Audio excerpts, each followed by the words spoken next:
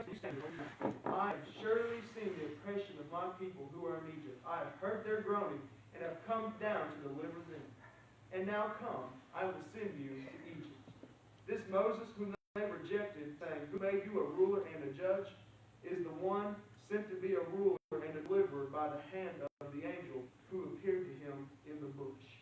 He brought them out after he had shown wonders and signs in the land of Egypt and in the Red Sea and in the wilderness 40 years. So that's the whole section, 17 through 36. As I said, we looked at one section last week because that's a little bit of a longer section. So we're kind of breaking it down piece by piece here. And I'm like, and this is a whole lot shorter version than if you would read the whole story in Exodus. If you read the Old Testament and read the story, it gives even more details. But to just kind of give you a refresher from what we talked about last week, we see here how Moses' life is kind of broken down in 40-year increments, kind of through his life. And if we're being honest, now I don't know how long I'm going to live. I hope to hang around this earth for a little while longer. I ain't planning on going anywhere anytime soon. But the same can be said about us. However long you live, your life can be broken down. Maybe there was this period of life. Like when I shared with y'all, my grandfather passed at 79. There was sections of life there, 0 to 20, 20 to 40. He had his time he was born in school, and when he got married, had his years as a Marine, and then he had the time of his life, when he was a jail minister. As I was sharing and talking about, the some who know here, Terry Sanders, in the story I've shared with y'all. But he kind of had stages, if you will, chapters of his life as well. And it's the same for all of us. We all go through this life together. We're all living life, and we have different stages of life we're in. The stage I'm at now here, allowed to minister and pastor here and work at Wally World, that wasn't always the stage of my life that I was in. That's where I'm at right now, and I know to glorify God with it and to make the most of my time while I'm here. And we see that with Moses as well. Even though he wasn't perfect, none of us are. That's why we have Jesus. But we see from our first section of verses, we saw from basically 0 to 40, and a few things that were mentioned about him, about he was born, the boy born in a rough time. Because the Pharaoh, the king of that time, was trying to wipe out, all of the baby boys, because there was more Israelites than Egyptians, and he started feeling threatened. So really, it was we got to wipe them out, a strategy, if you will. And we see that goes on, but the Lord protected him. You may know the story. He was put in a basket, floated down the river. Pharaoh's daughter takes him up, takes care of him, and he's there with the Egyptians. And then, as we just read and talked about last week, he made it to 40 years old. So there's a few things from 0 to 40. Well, here we are at 40 years old. He's like, I want to go back home. Time to go see my own folks. Time to go see Israel. Even though he was raised by the Pharaoh and was raised as the Egyptian, he knew who he truly was. He knew he was really an Israelite, and he wanted to go visit his brethren, the children of Israel, especially in a time when they've been hurting, been under pressure here by Egypt. And what do we say happened here? He saw one of them, and one of his own people, an Israelite, being beaten up by an Egyptian. And Moses wasn't having that. What did we talk about? Moses just stepped in, killed the Egyptian, took care of business, and that was a wrap. Struck down the Egyptian. And the very next day, what happened? 2 Israelites are now fighting. He's trying to break up another fight. And what happened there? As he breaks up the fight, turns out one of them called him yesterday. One of them saw that he killed the Egyptian yesterday, and he's like, who do you think you are? You trying to keep the peace and reconcile us? I just saw you kill that guy yesterday. Who are you talking? Busted. He didn't know he was being watched. He didn't know someone saw him. As we talked about last week, the same for us. People watch us. They watch how we live, how we talk. That's why we are to practice what we preach. Jesus got on nobody worse in the Bible than the hypocrites. They say one thing and do another. May we not be that way. I know we're not perfect, but we shouldn't make it a practice or a lifestyle of do as I say, not as I do. We got to walk the walk, talk the talk. And through Jesus, we can do that. We're not perfectly. Nobody's perfect. That's why Jesus came. But we need to practice what we preach. And here we see, even though Moses had a mess up, we see God still used him. And that's the hope that can be for us us too. Even though we're not perfect, even though we have a past or history, as the song talked about, we can still be used by God for good things. We can still have purpose in this life, even though we're not perfect or have a past, and we all do. But there's still purpose. There's still moving forward. And we see that here. Where did we end off last week? After seeing he was caught, if you will, Saul, or was seen by someone that saw him kill the Egyptian, he's like, oh, snap. And what did verse 29 say? Then at this saying, Moses fled and became a dweller in the land of Midian where he had 2 sons. He just escaped and got out of there. Almost like he started over, almost like a new story. He moved to a new place, started a family, almost like a fresh start. Getting away from the past, getting away from his past, what he had done and what someone had seen him do. Even in the midst of all of that, we see where we pick up in verse 39, God wasn't done with Moses. He still had a plan and a purpose for him in spite of his failures, in spite of himself. But let's look back at verse 30 and pick up again. Once again, as I said, it was in 40-year increments, and we see that again here. Verse 30, and when 40 years had passed, an angel of the Lord appeared to him in a flame of fire in a bush in the wilderness of Mount Sinai. So once again, a lot of time has passed. Remember, he was 40 years old when he killed the Egyptian, escaped to Midian to start a family. So a good bit of time has passed. He's 80 years old now. 80 years old at this point. God still has a plan for him. When 40 years have passed, an angel of the Lord appeared to him in a flame of fire in a bush in the wilderness of Mount Sinai. Now, I don't know if it is in y'all's, but here it has it in mind. It has angel capitalized. And the reason for that is because sometimes in the Old Testament when angel is capitalized and it says of the Lord, that can also mean this could be referring to Jesus as well. So keep that in mind as we read. An angel of the Lord appeared to him in a flame of fire in a bush in the wilderness of Mount Sinai. And I'll show you why this could potentially be Jesus as we go on. Well, I'll just tell you right now, so we'll cut to the chase. Because that voice said in 32, I am the God of your fathers, the God of Abraham, the God of Isaac, and the God of Jacob.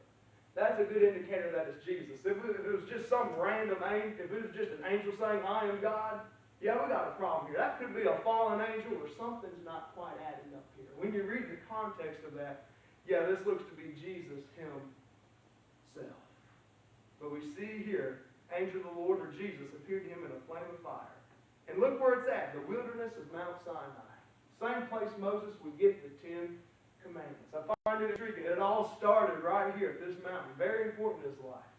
Same place he would get the 10 Commandments, and you know, the people would worship the golden calf and do all of these things. But it all started right here. 80 years old. He has a past. He's killed a guy. All of this. But God still saw he had a purpose and plan for him. What kind of love that is. In spite of himself and the past he's had, he still loves him and saw to use him for a purpose. And we see that in verse 30. It appeared as a flame of fire. I don't know about you. If I saw something like that, yeah, I might want to go check that out too. That's kind of intriguing. That's a supernatural thing, if you will. And we see that in verse 31. It says, when Moses saw it, he marveled at the sight. And as he drew near to observe, the voice of the Lord came to him. So yeah, he saw a bush burning, but it didn't burn up. It just kept on staying there. Fire in the bush.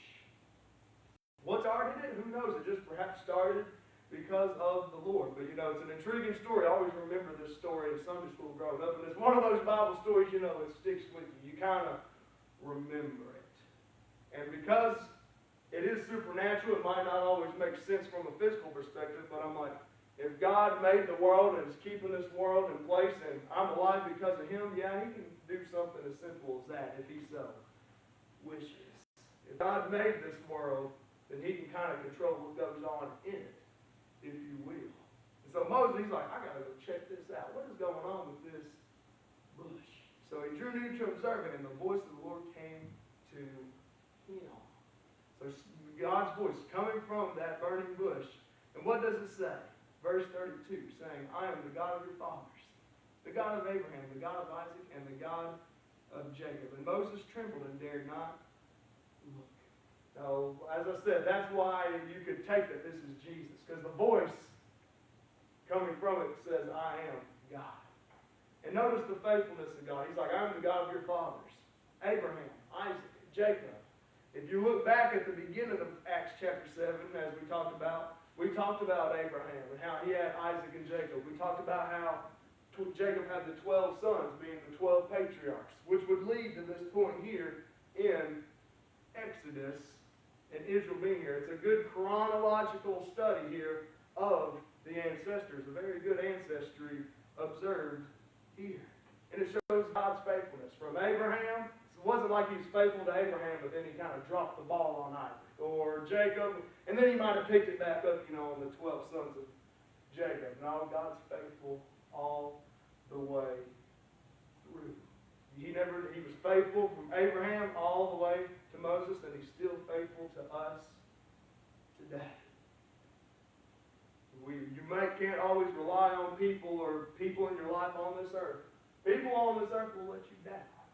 But you can trust God. Even though we might not always understand how things work, that's where faith comes in, and trusting Him, knowing what He's done for us in the past, trusting Him with it, and letting Him have control and lead. And you'll see, just like we see through this story, how it does work out in the long run. But still, Moses, he's hearing this, and he's trembling and dared not look. And I suspect if that happened to me, maybe I would too. This burning bush that ain't burned up is talking to me. Hello, have any of y'all ever seen or experienced that? No. I haven't. Personally, that would catch my attention too. And be sure something you wouldn't forget. That's for sure. And usually miracles are things like that. And, well, we see here, he trembled and did not look. But then verse 33 says, Then the Lord said to him, Take your sandals off your feet, for the place where you stand is holy ground. So the Lord is still talking to him. He's there for him. I'm reminded of Scripture, even in the New Testament, where potentially actual angels were like, don't be afraid. He would talk to him. He would be there with him. And we see here too another command here. Take your sandals off your feet, for the place where you stand is holy ground. And I began to think too, yes, where the Lord is, that is holiness. May this place be holy too. Is this place holy? Is the Lord in this place? I ask myself that. I think that. If we're truly serving the Lord, living for Him, yes, the Lord is in this place. If He lives within your heart, you're a Christian, the Lord is in this place. He's not here just because it's considered a church building, but He's here because of us, the church, the people, as He lives in your life and works through you. Now, am I saying that we can all take the shoes off? Well, I guess we could. I hope you don't have stinky feet, though, if we all just started throwing our shoes off up in here. But we see here, that's how holy it was. Or it reminds me of the time we did the foot washing. Very humbling experience. There was some shoes and socks coming off that day. But we see right here how holy it is. He's like, take off your sandals. Holy ground. And why was it holy? Nothing special about the ground, but what was special is God was there.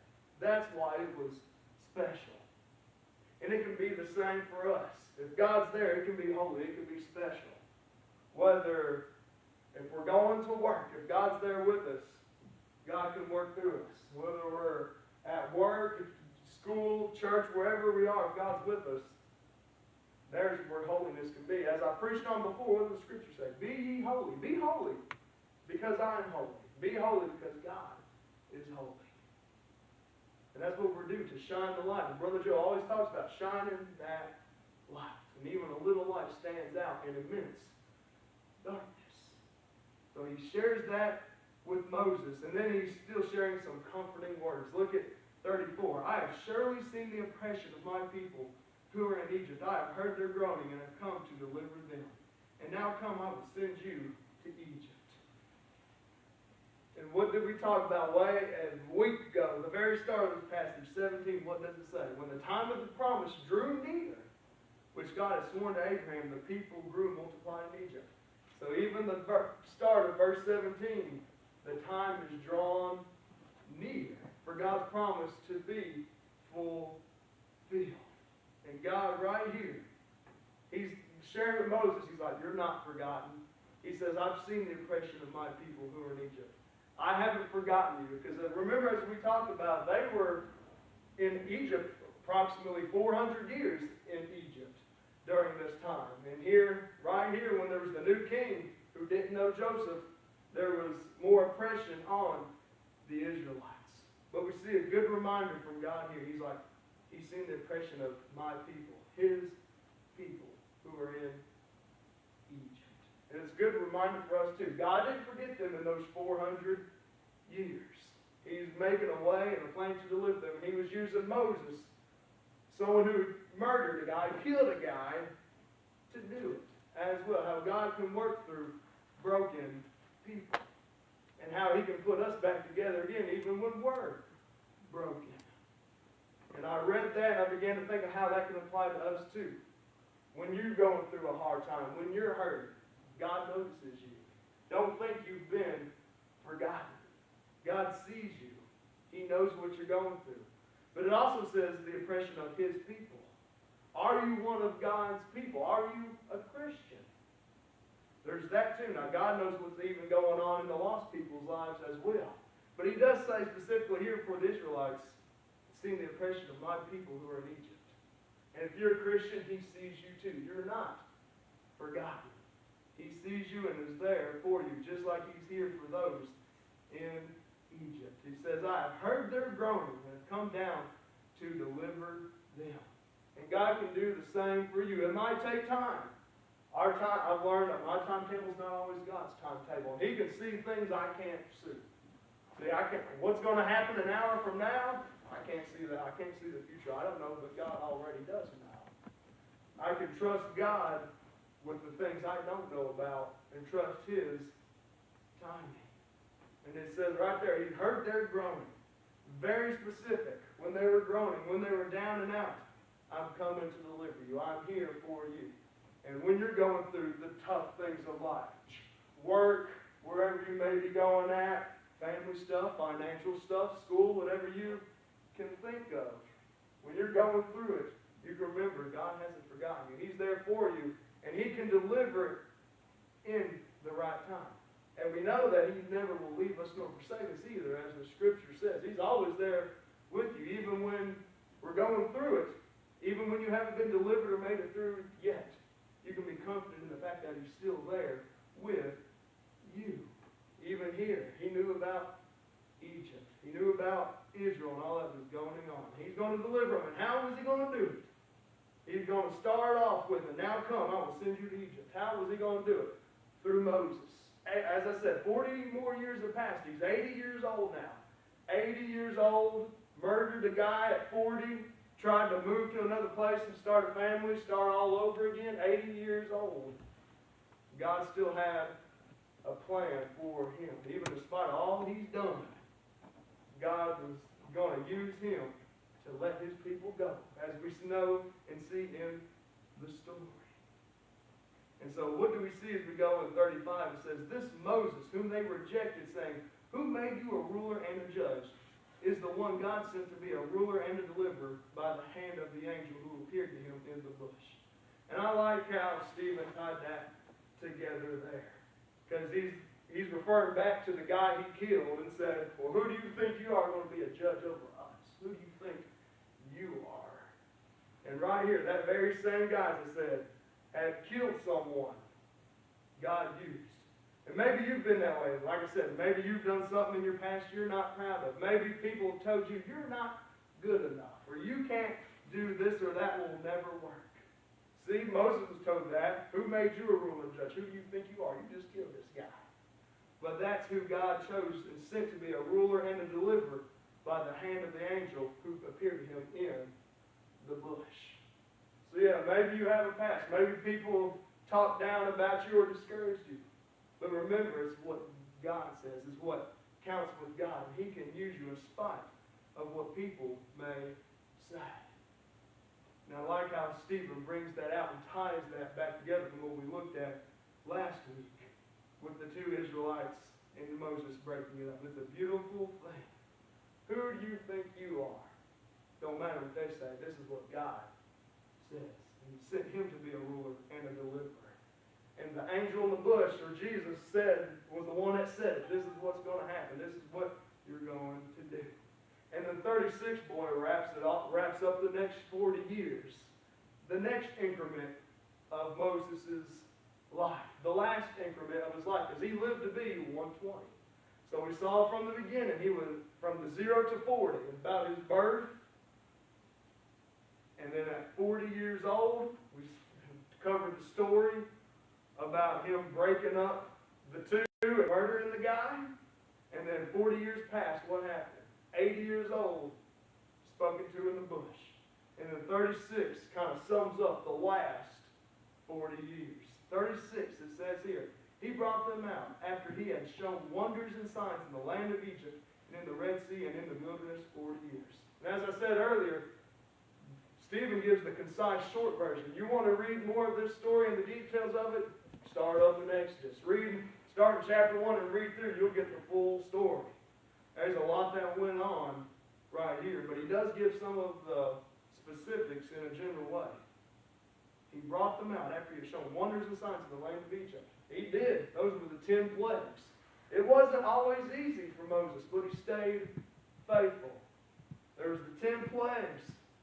Pharaoh finally let them go. God was faithful. Moses was faithful. Let the people out. Pharaoh hardened his heart. God hardened it for him. He changed his mind. Was going to take them back. But then we get to the works and signs in the Red Sea. We all know that story. I know me and Brother Joe talked about that in the plenty. Parting of the Red Sea. When there was no way, God made a way. And they made it through. We see the signs there in the Red Sea. God keeping them safe and making a way when there isn't no way. And then here the last one in the wilderness, the 40 years. There's the last 40 years of his life. And we talked about that really several months ago about all Israel's stories. Even when Israel wasn't faithful, God was. You can recall the stories of the manna, and getting water from a rock, and all these different miracles that God did through Moses in showing God's faithfulness even when they weren't faithful. Which is a comforting thing to me. Even when I'm not faithful to God. Even when I fail Him, He doesn't fail me. He's there for me always. And we can take that with us here as we see through Moses. Through the stages of Moses' life. Yeah, he had his ups and his downs. But we see that he tried to continue to live for the Lord. And the Lord was always faithful. So may we take this as we go in invitation too. Remember to be faithful to God. And even when we're not, He's faithful to us and is still there for us. So if you would you stand with me for invitation? Every head bowed, every eye closed, just in this moment of silence. If you want to come to the altar and pray or talk to me or